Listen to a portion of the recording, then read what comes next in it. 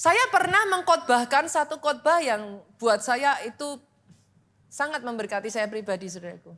Setiap manusia, kita manusia ini ditentukan menjadi makhluk yang perlu bersandar. Saya kasih bukti. Coba, saudara kan duduk nih.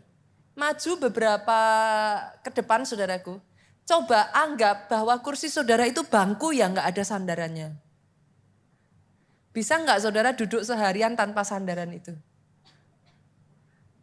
Saya buktikan kepada saudara, kita ini manusia, makhluk yang butuh tempat bersandar. Saya kasih bukti lagi ya, coba saudara berdiri, itu sebabnya kalau diajak doa, saudara cari tempatnya biasanya yang ada apanya? Nah, baik saudara duduk, baik saudara lesehan, baik saudara berdiri. Cobalah berdiri, gak usah lama-lama, 6 jam tanpa bersandar.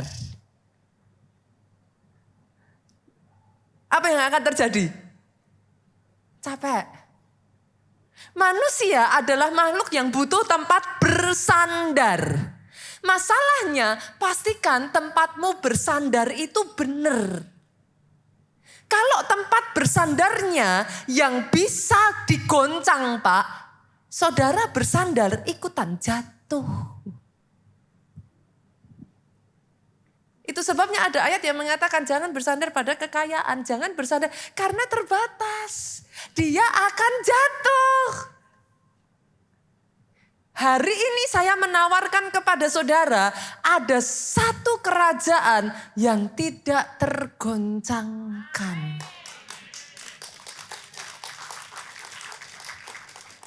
Ada satu fondasi yang ketika dia digoncang, dia tidak ikut goncang. Namanya Yesus Kristus Tuhan. Hari ini saya berdoa ya saudaraku. Lewat firman ini ya, your Christianity diubahkan. Pola kekristenan saudara berubah. Gereja ini mengajarkan tentang mujizat. Gereja ini mengajarkan tentang berkat. Saya berdoa saudara tidak menjadi orang Kristen yang anti berkat. Anti mujizat. Kalau saudara bisa menerima, bayar harga, dan menderita bagi Yesus, apa susahnya menerima, diberkati di dalam Tuhan. Tapi hari ini saya ingin menambahkan kepada saudara,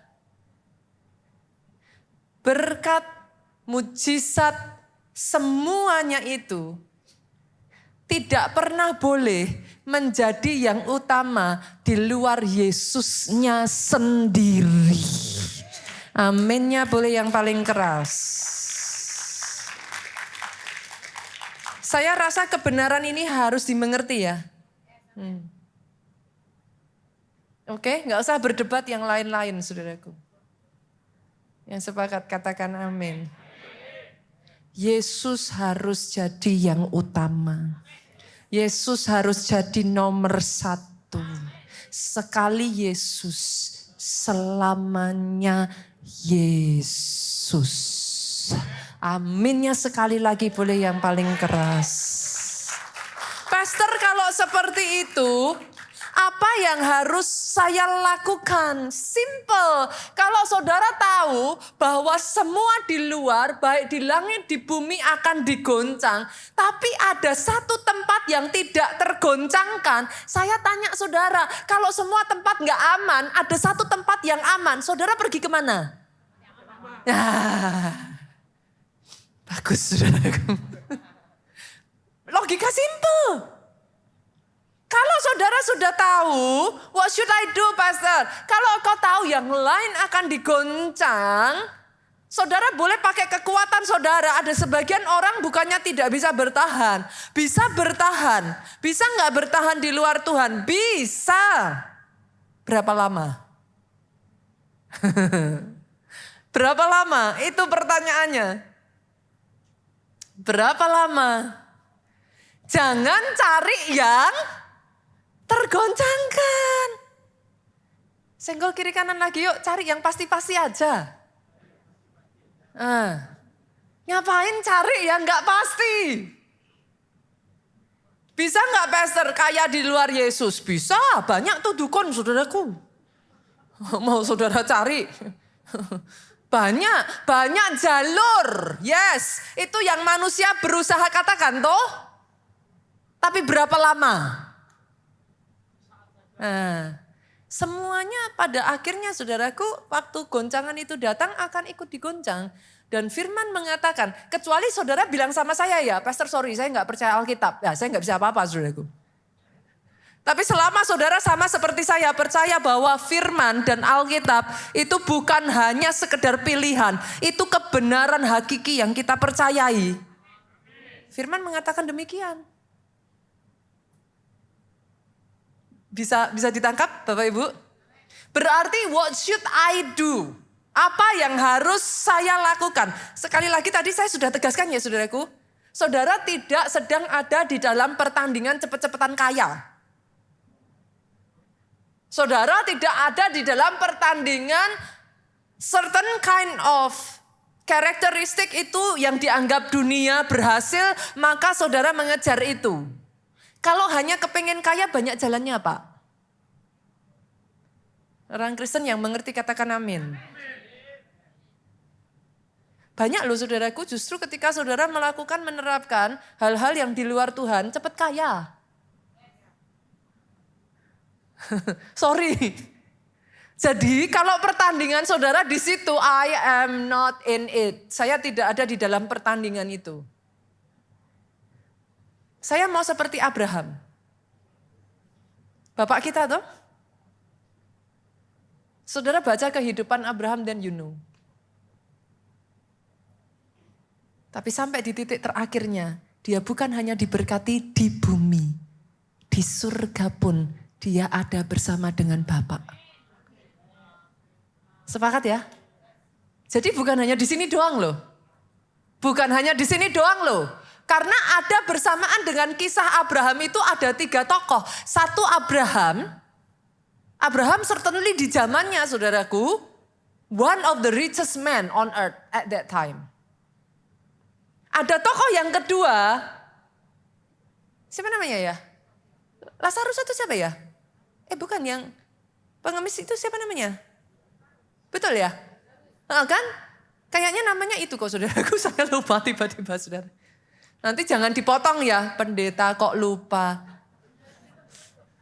Pendeta juga manusia saudaraku, saya bisa salah ngomong di atas mimbar, saya bisa salah sebut nama. Maafkan saya kalau itu. Ada 3 tokoh di sana. Ada si orang kaya, tapi enggak masuk surga. Ada si pengemis, masuk surga. Tapi di bumi menjadi pengemis. Dari 3 tokoh ini, pilih yang mana? Abraham, si pengemis, atau si orang kaya? Semua pasti bilangnya Abraham. Siapa yang gak mau?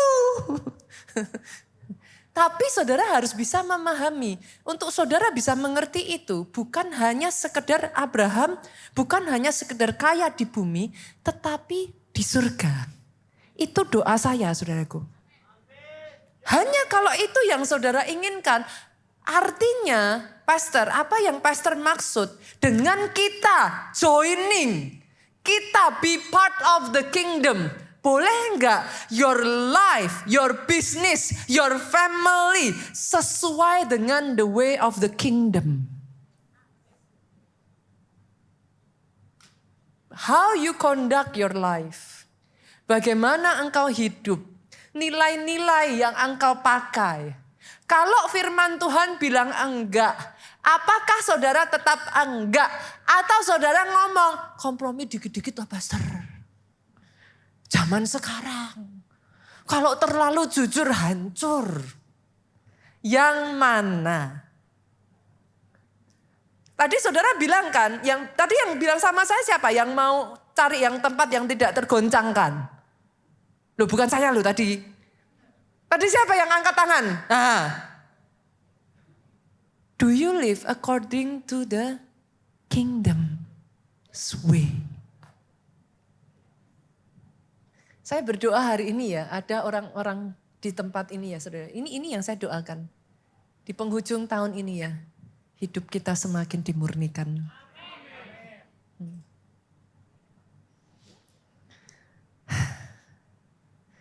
Basically ya saudara, orang itu masih bisa sakit hati kalau ada dagingnya. Saudara pernah lihat nggak orang yang sudah meninggal sakit hati? Tuh, kok ketawa loh saudara? Yang sakit hati itu daging. Yang bisa tersinggung mundur itu daging. Yang punya motivasi nggak benar itu daging. Pikul salib, saudara, adalah menyalibkan daging.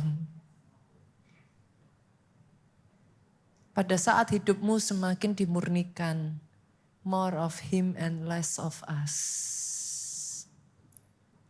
Hidup itu sebenarnya lebih bahagia, Bu. Yang bikin kita nggak bahagia kan seringkali kan kita sendiri, saudaraku. Tapi kalau kita mau mulai salibkan manusia, kita tahu berapa banyak di sini yang tahu manusia mengecewakan? Sudah tahu kan? Masih kecewa nggak?